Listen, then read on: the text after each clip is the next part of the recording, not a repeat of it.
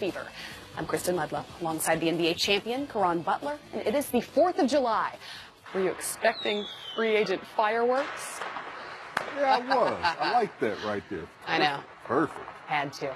Well, Kawhi Leonard remains on the San Antonio Spurs roster despite demanding a trade. While Kawhi reportedly wants to be in Los Angeles, his team has explored trade offers in the Eastern Conference. He'll be an unrestricted free agent next summer, but where will he land this season? Where does he fit best? Could it be LA? Kawhi's representatives reportedly told the Spurs he'd like to sign with either the Lakers or the Clippers. He's won a championship and a Finals MVP against LeBron James. How do you think he could fit alongside him? Look, he can be an asset wherever he chooses to go, wherever they allow him to go. But most importantly, if you see him next to a LeBron James in the Western Conference, they're immediate title contenders. Immediately. I'm talking about, like, it's no ifs, ands, or buts about it. LeBron, with the season that he had last season, carrying those guys, through the Eastern Conference, it was just amazing to see that. And to add a guy like a Kawhi Leonard to that mix, along with the talent that they do have on that roster in the locker room assembled, amazing. Title contenders, not title favorites. I mean, come on. Oh, okay. All right. It's still the Golden State That's fair. invitation. And it's July. So what about Boston? According to ESPN's Adrian Wojnarowski, the Celtics consider their top 5 players off limits in any trade discussions with the Spurs, but they could make a pick-heavy offer. If the teams could make it work, how do you think Kawhi could fit in with that young core? He can fit in pretty much anywhere. Like I said, he's going to be an asset wherever they choose to allow him to go. And particularly with that young team, that nucleus, where you have Kyrie Irving, who's been playing amazingly well, was hindered by the injuries, but he's going to be back completely healthy. You got Jaylen Brown, and most importantly, Tatum.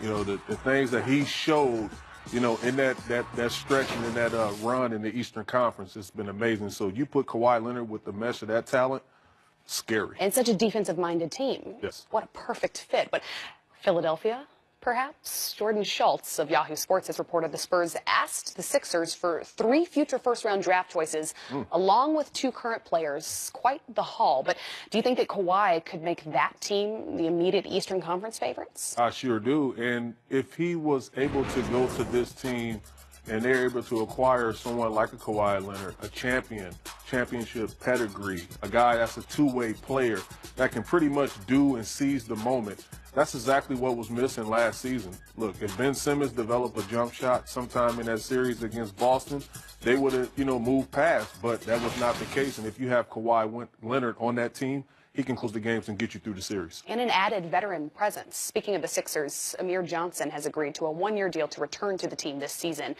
Meanwhile, Jabari Young told us July 2nd that as long as the Spurs have not yet traded Kawhi, there's hope that things could be repaired.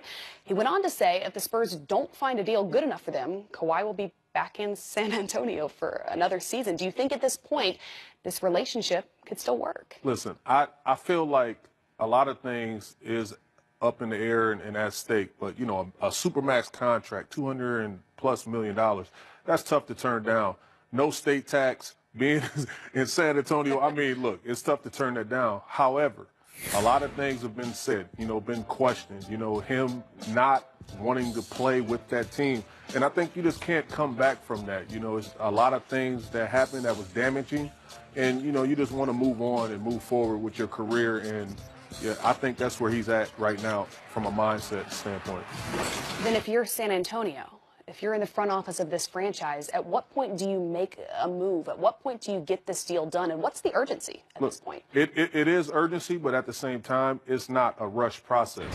You need to see the lay of the land and see how much can you possibly get for Kawhi Leonard. And that's exactly what they're doing. They're just waiting around, scaling every team, seeing the talent that's out there, seeing the packages that's going to be presented to them. And, they have the talent, they have the guy, they have the carrot, and they're going to sit back and wait, finesse a deal that makes sense for them going forward. Would you be concerned at all about his sitting out last season for its entirety? Would you be concerned if you didn't make a move that he perhaps would do the same thing? I don't think so. I think if he lands in a situation where he know that He's going to be acquired. He's going to be appreciated, a fresh start. He's going to come and be a gamer. He's going to play. He's going to provide all the things that we know he can provide, and that's why he's the big carrot on the free agent market right now. So every team we've talked about is a potential contender, at least in their conference. It could shake out that way. It also may not. Where do you think that he ends up? I still think he ends up with the Los Angeles Lakers. And that's what I'm hoping. This season? I mean, I hope so. I hope that he ends up with the Los Angeles Lakers. They're going to have to give up a wealth of young talent, the nucleus, the foundation to get him. And if that's the case, you know, I wouldn't give up the whole team for Kawhi Leonard, and that's where they stand right now. Well, but if you're the Lakers, why not wait until he's a free agent next summer, knowing that he'll likely pick your team anyway? Why give up so many assets? That is a process that you do have to sit on, and you have to let it marinate. And, you know, that's the luxury of having LeBron James already signed on for a long-term deal where, you know, okay, look, we got him. This year, we're definitely going to make the playoffs, plus 13 to 15 wins with LeBron James on that roster.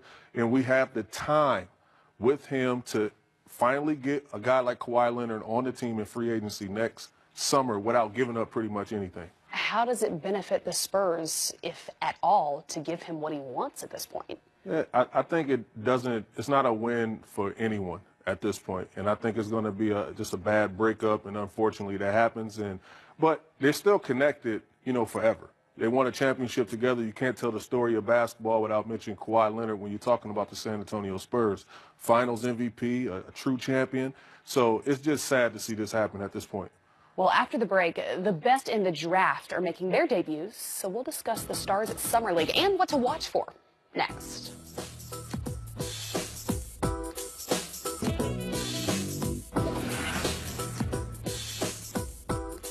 And what to watch for in Vegas, we welcome our John Schumann of NBA.com. Let's start at the top. The first overall pick, DeAndre Ayton. He's making his son's debut Friday. What, John, are the realistic expectations for that Summer League stint? Steve, you never know what guys are going to be able to do from game to game. I think with any rookie, you're going to have highs and lows. But I think it's just be good to see Ayton in an NBA environment, see how he can operate with the additional space that comes with playing in the NBA. And then also seeing the other end of the floor, you know, how well he defends in space and how well, you know, he can move his feet because, you know, that is the big question for him, you know, coming into the league, is the defensive end of the floor. And that's obviously critical for big men today, is to be able to step out and defend guards on pick and rolls and switch. And so I think that'll be something just to keep an eye on, you know, in his first couple of games. So which of the Summer League sophomores are the ones we should be watching? Well, it's interesting. There are 7 guys who were drafted in the top 20 last year who played less than 1,000 minutes. Now, 2 of those guys are not going to be playing in Summer League. Markelle Fultz, I think the Sixers are holding out, and then Justin Patton, who's dealing with more injuries, and obviously off to a tough start to his career. But the other 5 guys, I think, are guys to watch. You know, you have Malik Monk in Charlotte, who, you know, had a chance in the rotation last year, but did not, you know, was out of the rotation for most of the year. And Charlotte didn't have a very good bench, so it was interesting that, you know, he sort of lost trust in Steve Clifford. Jonathan Isaac, the number 6 pick from last year, was dealing with injuries, played less than 600 minutes last year. TJ Leaf in Indiana, you know, be interesting to see if he can crack the Pacers rotation this year. DJ Wilson in Milwaukee, another one who barely played last year. And then Harry Giles, who's been playing in the Sacramento Summer League. I mean, this is a guy that was, you know, the number 1 player in his class, you know, a few years ago, and because of injuries fell to the number 20 pick and did not play at all last year. So I think he's a guy to watch. 3 of those guys, Giles, Patton, actually 4 of them, Leaf and Wilson, are all 6'10", you know, forwards, you know, that could be sort of the versatile forward that teams are looking for this year. And I think, you know, those are guys to keep an eye on and see if they can sort of take the next step. What then is the most noticeable difference in Summer League performances between that rookie and then sophomore showing?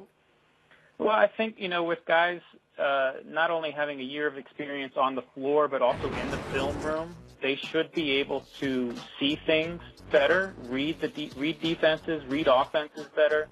On the offensive end of the floor, guys that are handling the ball should be able to read defenses better and make better decisions. On the defensive end of the floor, guys should be familiar with the actions that are being run and know what's happening, know where to be defensively. So I think it's as much of a physical thing. I think you're going to see some of these guys have bulked up. I think it's also a mental thing where, like I said, they've had a year in NBA film rooms to really understand NBA basketball and the actions on both ends of the floor that they have to be ready for.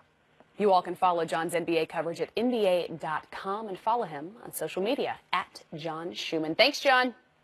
All right, Kristen. So how much stock do you put in Summer League performances? I put a lot of stock in it because I think it's important for guys. Look, you're going to get out there on the platform. You're going to get adjusted to the timing. And it's a transition for a lot of guys, some tougher than others. But, the physicality of the game, the length of other players, adjusting to the pace of the game. And then, you might play back-to-backs, or you're going to play 3-4 games within 6 days, and that's totally different from the collegiate level. So it's a huge difference, and I do put a lot into that. Is there a rookie or a free agent, perhaps, that you're excited to watch in Summer League? I'm really excited to watch Mo Bamba. Yes, me too. Because his versatility, I look at him, and I had a chance to spend some time with him away from the basketball court, talking to him about basketball and preparation and the business side of things. But seeing his development, on the fly, working with Kevin Garnett and all these guys, where he's shooting the ball, he's stretching guys out on the perimeter, putting the ball on the floor. His strength isn't there yet, but he has a wealth of talent.